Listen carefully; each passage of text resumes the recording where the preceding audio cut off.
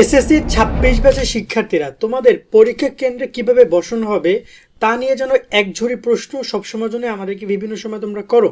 তো আজকে ভিডিওতে আমরা আলোচনা করব তোমাদের আসন বিন্যাস বা পরীক্ষা কেন্দ্রে কিভাবে বসানো হবে সে প্রসঙ্গে। যেহেতু তোমাদের পরীক্ষা হতে যাচ্ছে ৩টা ঘন্টা একটা জায়গায় বসে থাকবা, পরীক্ষা দিবা, তো আসলে ওইখানে পরিবেশটা কেমন কি হবে তোমাদের জানা দরকার।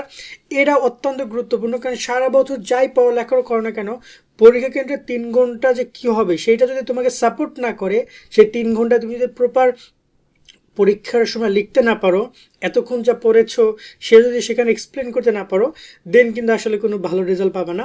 তো পরীক্ষা কিন্তু খুবই গুরুত্বপূর্ণ একটা পয়েন্ট এবং আসন বিন্যাসটা গুরুত্বপূর্ণ। চলো এই টপিক আমরা আলোচনা করবো এবং কী পয়েন্ট আলোচনা করবো। আশা করি প্রশ্নগুলো তোমরা স্ক্রিনে দেখতে পাচ্ছ, আমি তোমাদেরকে এক্সপ্লেন সব বুঝিয়ে দিব।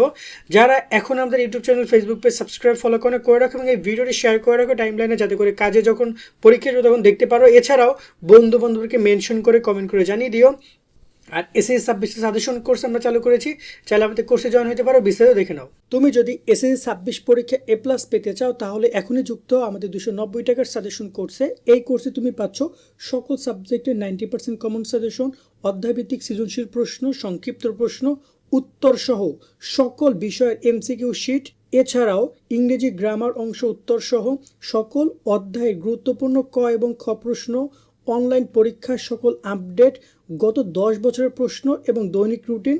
ইতিমধ্যে আমাদের কোর্সে যুক্ত হয়েছে কয়েকশো শিক্ষার্থী এবং তারা সাজেশনগুলো ডাউনলোড করে পড়া শুরু করে দিয়েছে। তাই দেরি না করে এখনই যুক্ত আমাদের সাজেশন কোর্সে। এই নাম্বারে 290 টাকা বিকাশ বা নগদ থেকে সেন্ড মানি করে আমাদেরকে জানাও।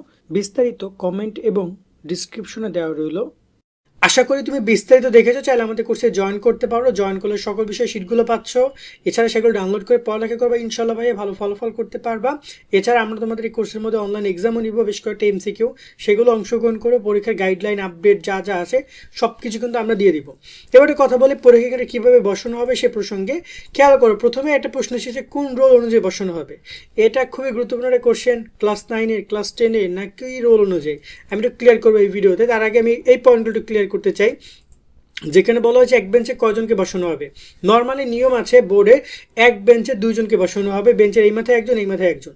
কিন্তু অনেক সময় দেখা যায় যে তোমার বেঞ্চ অনেক বড়, মানে আসনটি অনেক বড়, সেক্ষেত্রে তারা এবং পরীক্ষা কেন্দ্রে আসন সংখ্যা কম আছে, সেক্ষেত্রে তারা 3জনকেও বসায়, একজন এই পাশে একজন মাঝখানে একজন এই পাশে, এভাবেও বসায়। বাট নর্মালি ম্যাক্সিমাম জায়গায় 2জনকে বসানোর নিয়ম রয়েছে এবং এভাবেই করে। আর ছেলে মেয়ে আলাদা বসানো হবে কিনা এরকম কোনো নিয়ম নাই ছেলে মেয়ে, কারণ এখানে তারা বোর্ড কে ছেলে কে মেয়ে সেটা দেখে না যখন তারা আসন বিন্যাস প্রকাশ করে। এই আসন বিন্যাস আমরা রোল নিয়ে আলোচনা করবো, তখন আমরা বুঝতে পারবা। বাট নর্মালি ছেলে মেয়ে আলাদা বলতে কিছু নাই। যেমন আমরাও পরীক্ষা দিয়েছি, আমরা যখন এসএসসি পরীক্ষা আমি দিয়েছি 2013-তে, মানে আজকে থেকে প্রায় 12 বছর আগে। তো সেই সময় এই নিয়ম ছিল না, আর এখন তো দূরের কথা, এখন তো আরও আপডেট হচ্ছি আমরা। বেঞ্চের মধ্যে কত দূরত্ব থাকবে? গত বছর এসএসসি পরীক্ষায় বেঞ্চের মধ্যে প্রায় 3 ফুট দূরত্বের কথা আমরা দেখতে পেয়েছি। এখন এই বছর মূলত তারা কি করবে জানি না, বাট নর্মালি মোটামুটি ভালো ডিস্টেন্স রাখবে।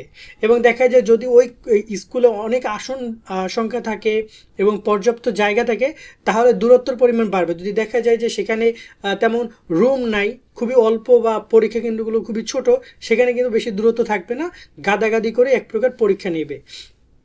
আসন বিন্যাস পরিবর্তন করা যায় কিনা এটা অনেক গুরুত্বপূর্ণ কোশ্চেন, কারণ এমন একজন তোমার পাশে বসছে, এমন একজন তোমার সামনে বসছে বা পিছনে বসছে যাকে কিনা তুমি পছন্দ করো না বা যে তোমার জন্য খুব বেশি ভালো না।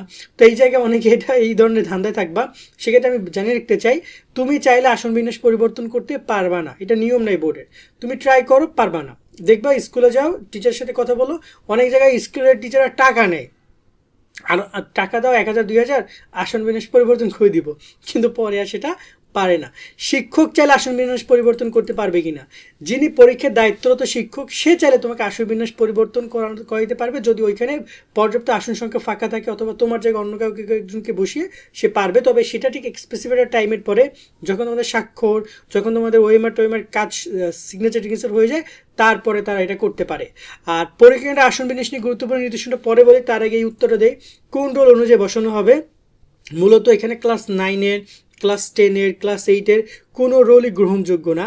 এটা বোর্ড থেকে তোমাদের কিন্তু একটা রেজিস্ট্রেশন কার্ড পাঠিয়েছে তারা, তোমরা রেজিস্ট্রেশন করেছো, সেই রেজিস্ট্রেশন অনুযায়ী তোমাদের এই রোল নাম্বারটা হবে। আমি আবারও বলছি, রেজিস্ট্রেশন অনুযায়ী তোমাদের সায়েন্সের জন্য আলাদা রেজিস্ট্রেশন, কমার্সের জন্য আলাদা সিরিয়াল, মানবিকের জন্য আলাদা সিরিয়াল, 3টা সিরিয়াল আসবে। সেই সিরিয়াল অনুযায়ী তোমাদেরকে এখানে বসানো হবে, মানে স্কুলের কোনো রোল না। এবং এটা বোর্ড থেকে নির্ধারণ করে দিয়েছে অলরেডি, এটা এখন চেঞ্জ করা পসিবল না আমি যতটুকু জানি। তাও তোমরা কথা বলে দেখতে পারো, এবং এটা তোমাদের জায়গা হাতে নাই। তোমার সামনে পিছনে কে বসবে এটা তুমি একমাত্র দেখতে পারবা এডমিট কার্ডে দেখা যাবে যে সামনে কে পিছনে কে। ধর তোমার হচ্ছে 5, তাহলে 4 কে, ধরো না 3 কে, 6 কে, এভাবে তুমি দেখবা। আর এই পাশে যে কে বসবে সেটা বলা যায় না, সেক্ষেত্রে তোমার স্কুলের স্টুডেন্টও বসতে পারে অথবা অন্য স্কুলের স্টুডেন্টও বসতে পারে। বোর্ড থেকে নিয়ম করে দিবে, আসন নিয়ে সাজিরা খাতা পুরোটা বানিয়ে দিবে তারা, সেই অনুযায়ী তোমাদেরকে বসানো হবে। আর পরীক্ষা কেন্দ্রে গুরুত্বপূর্ণ আসন নিয়ে নির্দেশনা হচ্ছে যে পরীক্ষা কেন্দ্রে অবশ্যই তোমরা 1 ঘন্টা আগে যাবা, 10টা পরীক্ষা হলে 9টা পরীক্ষা কেন্দ্রে উপস্থিত থাকবা, আসন খুঁজে নিবা। খুবই গুরুত্বপূর্ণ বিষয় হচ্ছে অনেক সময় মানে টেবিলটা যেটার উপরে তুমি রেখে লিখবা, ওটার সময় নড়াচড়া করো, ওইগুলো সমাধান করে নিবা। বেঞ্চে ঠিকমতো বসতে পারছো কিনা সেটা সমাধান করবা। কারণ মনে রাখবা, তুমি কিন্তু ফি দাও, এটা তোমার জন্য কোনো কিছু ফ্রি না, তুমি সব কিছু টাকা দিয়ে, বোর্ডকে টাকা দিয়েছো এই ফর্ম ফিল আপ পারপাসে, যাতে করে তোমার এগুলো সুন্দরভাবে হয়। সেক্ষেত্রে কোনো অসুবিধা হলে সরাসরি শিক্ষকদেরকে জানিয়ে সেগুলোর সমাধান করে নিও। কারণ অনেক শিক্ষার্থীকে আমরা এরকম সমস্যার মধ্যে পড়তে দেখেছি, মানে কমফোর্ট না থাকার কারণে ওরা ভালোভাবে লিখতেও পারে না, বেঞ্চ নড়াচড়া করে। তো এই জিনিসটা যেন না হয়, এই বিষয়গুলোর প্রতি খেয়াল রাখবা আর সুন্দর করে পড়ালেখা করো ভাইয়া। আজকে আপাতত আসন বিন্যাস নিয়ে আমরা এইটুকুই রাখছি। আর তোমরা যারা কোর্সে যুক্ত হতে চাও, ডিসক্রিপশন কমেন্টের নাম্বার রয়েছে, যুক্ত হয়ে যাও কোর্সে। ইতিমধ্যে যুক্ত হয়েছে অসংখ্য শিক্ষার্থী, সকলে ভালো থাকবা, আল্লাহ হাফেজ।